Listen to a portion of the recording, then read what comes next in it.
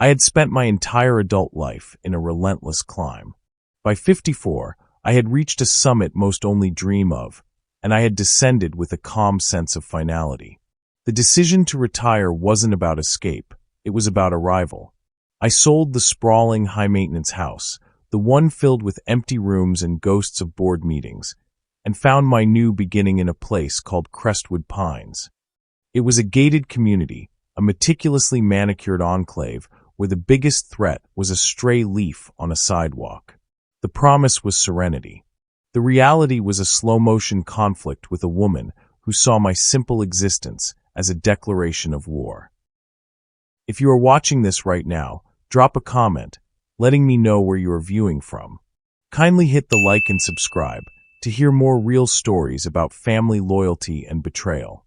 They might just change how you see your own relationships. My name is Themos. My first encounter with the president of our homeowners association wasn't dramatic. It was just a glance, an almost imperceptible tightening around her eyes as she introduced herself at the community welcome reception. She had a polished smile that didn't quite reach her eyes, a woman who held her posture with the stiff authority of a general. She learned my name, Themos, and my background, a recently retired political strategist. That last part, I now realize, was my first and most unforgivable transgression. To her, political strategist wasn't a profession. It was an unspoken threat, an announcement that she was no longer the smartest person in the room. Her welcome was a handshake that felt more like a chess move. "We like to maintain a certain order here, Themos," she said, her voice a smooth, low hum. "It's what our residents expect. It's what they pay for." I nodded, smiling, completely oblivious to the subtle warning. I saw her as an eccentric figurehead. She saw me as a rival for a throne I didn't even want. The first volley in this bizarre, one-sided war arrived 3 weeks later. It wasn't a bomb, but a neatly folded violation notice tucked into my mailbox. The reason? Unapproved structural degradation of community property. I reread the words, my brow furrowed.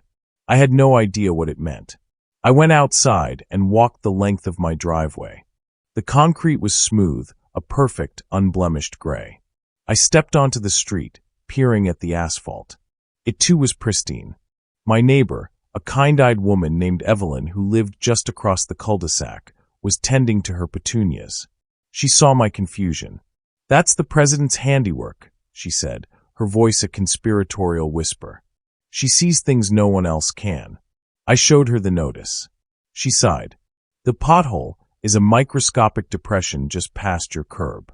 She walked the whole street with a tape measure and a level, I'm told. She measures to the millimeter. I felt a slow burn of disbelief turn into a cold flicker of indignation. This was not the serenity I had purchased.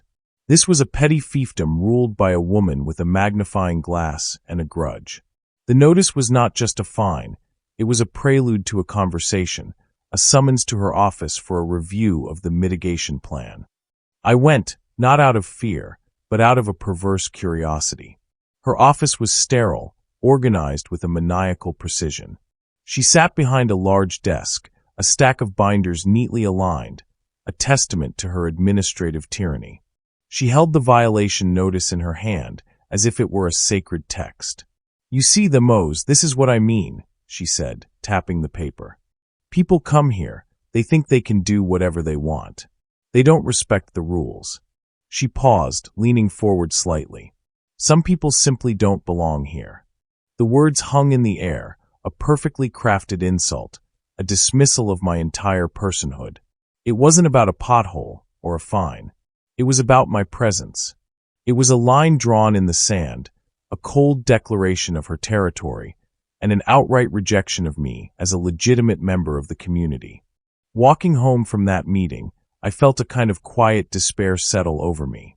Retirement was supposed to be a chapter of peace, not a new battleground.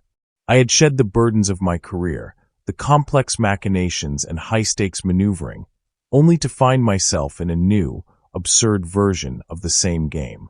The president's face, her icy pronouncement, had triggered a deep-seated unease in me, a feeling I hadn't experienced in years, the raw, personal sting of being deliberately singled out and devalued. I realized then that my journey to this place had not ended, it had merely shifted. My goal was no longer to escape the world, but to reclaim my small, personal corner of it. The serenity I craved was not a gift to be received, but a right to be earned. The president had thrown down the gauntlet, and I, a man accustomed to a good fight, felt the dormant fire within me flicker back to life. My retirement had just become a new kind of project. The initial skirmish over the so-called pothole was, in retrospect, merely the opening salvo. The president's campaign against me escalated with a calculated, almost artful cruelty. She seemed to possess an uncanny ability to find something, anything, to leverage against me. The fines came with increasing frequency, each one more ludicrous than the last. A band color palette on my front door trim, which was, in fact, the same color as every other house on the street. A failure to maintain a proper lawn height, when my grass was perfectly manicured, a verdant carpet of green. I paid each one, not out of concession, but out of a deliberate strategy. I was building a paper trail, a record of her harassment, a dossier of her administrative abuses. I was gathering evidence, not to fight each individual battle, but to win the entire war. The emotional toll, however, was significant. I had moved to Crestwood Pines to find a quiet life, to build a garden and read a book in the shade, to feel a sense of belonging. Instead, I felt like a trespasser in my own home. My mornings began with a knot of anxiety in my stomach as I walked to the mailbox, wondering what new absurdity awaited me. The quiet solitude I had craved was now filled with the low hum of paranoia. I felt like I was being watched, every move scrutinized, every detail of my life judged and found wanting. This was a profoundly lonely feeling. The complex relationships of my former life had been built on a foundation of professional respect and shared ambition. The relationship I was navigating now was a one-sided animosity, built on nothing but a phantom threat. During this period, my only respite and source of comfort was my neighbor, Evelyn. She was a woman in her late 70s with a gentle spirit and a wry sense of humor. She would often come over with a plate of fresh-baked cookies, a small, tangible gesture of solidarity. She had lived in the community for 20 years and had witnessed the president's rise to power. She wasn't always like this. Evelyn confessed to me one afternoon as we sat on my porch, the afternoon sun dappling through the trees. She used to be just another resident. But when she became president, it was like she put on a different person. Power, the Mose. It does strange things to people. Evelyn's quiet understanding was a lifeline. She didn't offer a solution, but she offered a shared reality, and in that I found a measure of peace.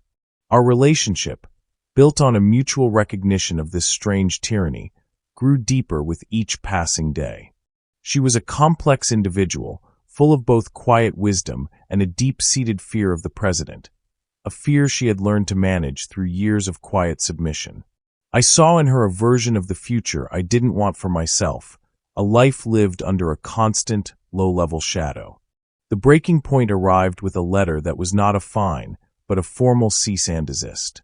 The subject was my garden gnomes. I had a small collection, a whimsical assembly of 6 gnomes, each with a different hat and a mischievous grin, tucked amongst my hostas. They were a gift from my late wife, a small nod to her playful spirit. They had been in my garden for a month, a quiet, harmless feature of my yard. The letter, delivered via certified mail, stated that ornamental figures of a fantastical or mythical nature were strictly prohibited and in violation of a newly amended community bylaw. I knew the bylaw was a recent fabrication. I also knew that the gnomes were a personal attack. This wasn't about rules, it was about me.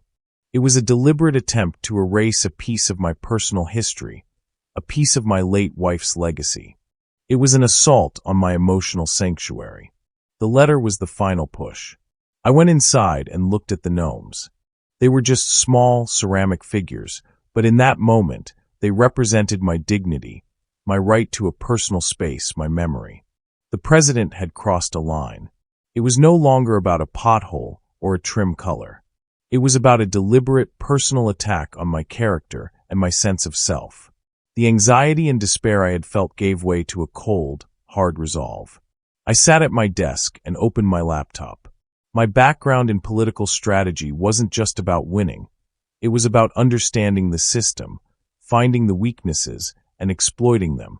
The president was a tyrant, and every tyrant, no matter how small their kingdom, has a weakness.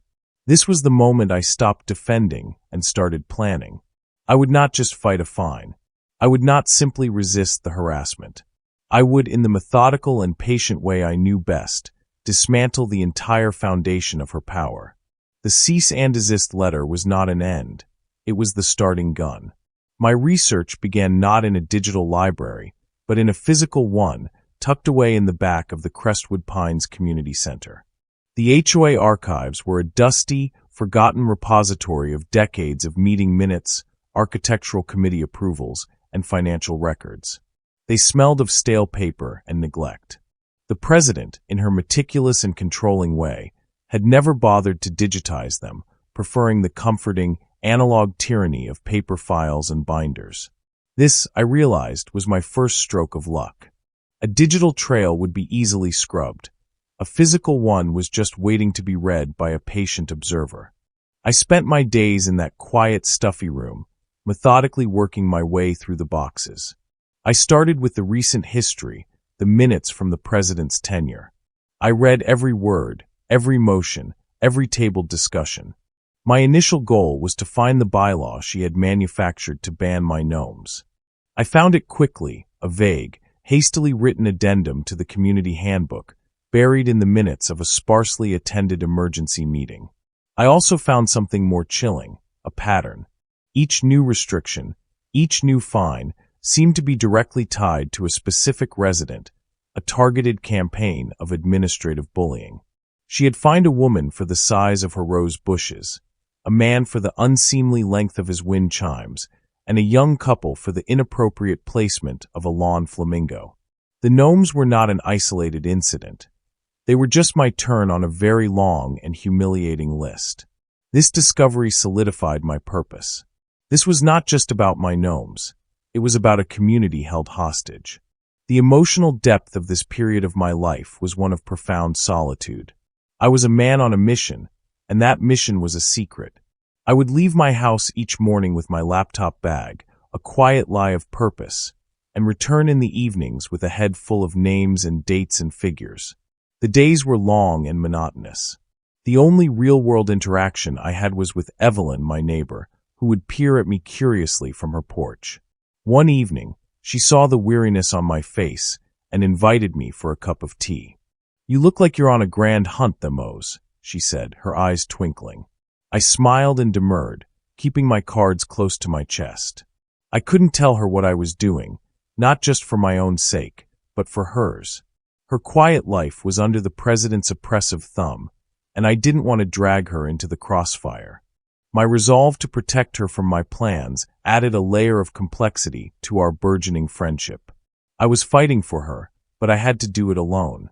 After a month of sifting through the HOA archives, I moved my research to the Public Records Office, a more intimidating but more revealing trove of information.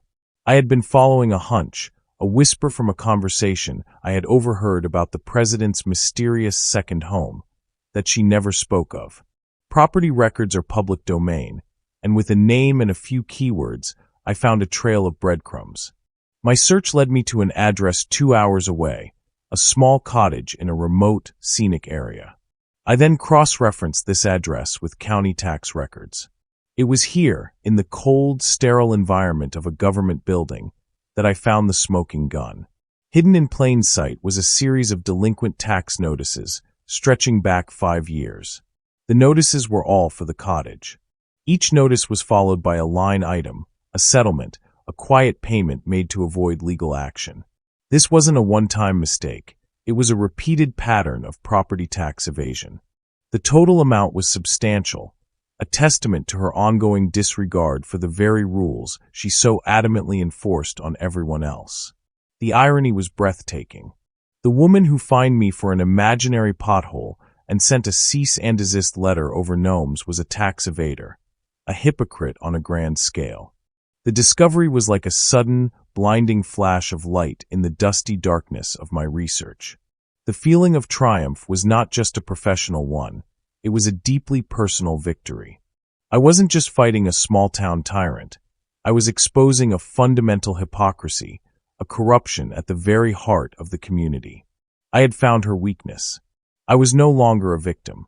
I was a strategist with a plan, a man armed with the truth. My long, lonely hunt was over. It was time for the final, decisive action. The discovery of the president's tax evasion cases was the catalyst that transformed my quiet campaign of resistance into a surgical strike. The next phase was all about presentation. In my former life, I learned that information is only as powerful as its delivery. I didn't want to just yell in a meeting. I wanted to build an undeniable case, a physical object that would represent the irrefutable truth. I went to a stationery store and purchased a handsome, leather-bound binder. It was deep blue, a calm and authoritative color. This was not a weapon of anger. It was an instrument of justice. I spent the next several days meticulously organizing the documents I had compiled. I photocopied every single tax notice, every settlement document, every public record of her out-of-town property. I created a clean, clear table of contents. I labeled each section with a crisp white tab: property records, delinquent tax notices, settlement agreements, summary of misconduct. Every page was a photocopy of an official document, a direct link to the truth. I included a 2-page executive summary, written in simple, clear language, outlining the hypocrisy of her actions. I didn't editorialize. I simply presented the facts. I wanted the binder to speak for itself. It was a tangible object of my quiet, methodical work, a physical manifestation of my resolve. The process itself was a kind of therapy, a way of turning my righteous indignation into something constructive and tangible. The emotional experience of preparing the binders was a complex mix of tension and anticipation. It was a thrill, but a cold one. There was no joy in what I was doing, only a deep-seated sense of necessity. I was not just fighting for myself anymore. I was fighting for Evelyn, for the woman with the rose bushes, for the man with the wind chimes, for the young couple with the lawn flamingo. I was fighting for the integrity of the community, for the promise of serenity that had drawn us all here. The knowledge that I was doing this for others, for a group of people who had quietly suffered for so long, added a profound layer of emotional depth to my mission. It wasn't about revenge, it was about restoration. The next step was the most nerve-wracking: distribution. The community's annual general meeting was scheduled for the following Saturday. I needed to ensure that every household had a copy of the binder before the meeting, giving them enough time to read it and process the information. I decided to do it under the cover of darkness, in the early hours of Friday morning. I woke before the sun, my heart pounding a steady rhythm against my ribs. I had made 50 copies of the binder, a stack of blue folders that felt heavier than they looked. I put on a dark hoodie and pulled the hood low over my face. It was a ridiculous piece of spycraft, a pantomime of covert operations, but it felt necessary. I moved from house to house, a silent ghost in the pre-dawn light, placing a binder on each porch, tucked neatly under a potted plant or behind a welcome mat. The air was cool and still. The houses were silent, their windows dark. The only sound was the rustle of the binders as I placed them down. The emotional weight of each drop-off was immense. I was not just delivering a folder. I was delivering a message, a wake-up call, a challenge to the status quo. I saw an elderly resident peek through her blinds as I approached her porch, and I felt a brief jolt of panic, a fear of being caught. But then I saw her face, a look of simple curiosity, not alarm. It was a moment of connection, a silent acknowledgement of the shared secret I was now entrusting to the entire neighborhood. By the time I returned home, the sky was beginning to lighten. The first streaks of orange and pink bled into the horizon.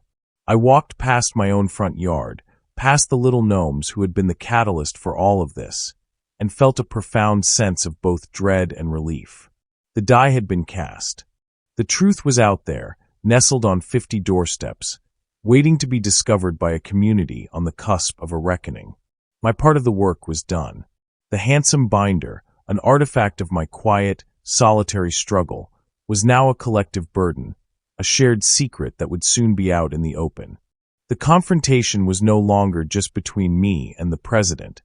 It was between her and everyone. The stage was set, and the gavel was about to fall. The annual general meeting was held in the community hall, a large, multipurpose room with folding chairs and a small stage. The atmosphere was charged, a palpable mix of tension and nervous energy. The president, dressed in a sharp business suit, was at the front of the room, looking poised and in control. But there was a new undercurrent in the room, a low hum of whispers and the occasional, almost imperceptible rustle of paper. Nearly every resident had brought their copy of the handsome blue binder, a silent testament to the clandestine delivery from the day before. The room was not full, but the faces of those who had come were different. The usual passive expressions were replaced with a quiet, simmering curiosity. The meeting began with a mundane agenda, a report on the community budget, a discussion about landscaping contracts, and an announcement about a new social committee. The president spoke with her usual crisp authority, her voice echoing in the too-quiet room. But her words seemed to fall on deaf ears. People were not listening to her. They were looking down at the binders in their laps. I sat in the back row, a silent observer, a calm eye in the center of a storm I had orchestrated. My heart was not pounding. It was a steady, resolute drumbeat. I was not afraid. I was simply waiting. When it came time for new business and resident questions, a deep silence fell over the room. The president, unaware of the trap she was about to step into, called for any concerns. A man in the front row, a quiet, reserved person I had only ever seen tending to his immaculate lawn, raised his hand. "I have a question about property taxes, Madam President," he said, his voice trembling slightly. "Specifically on second homes." The president's face, which had been perfectly composed, froze.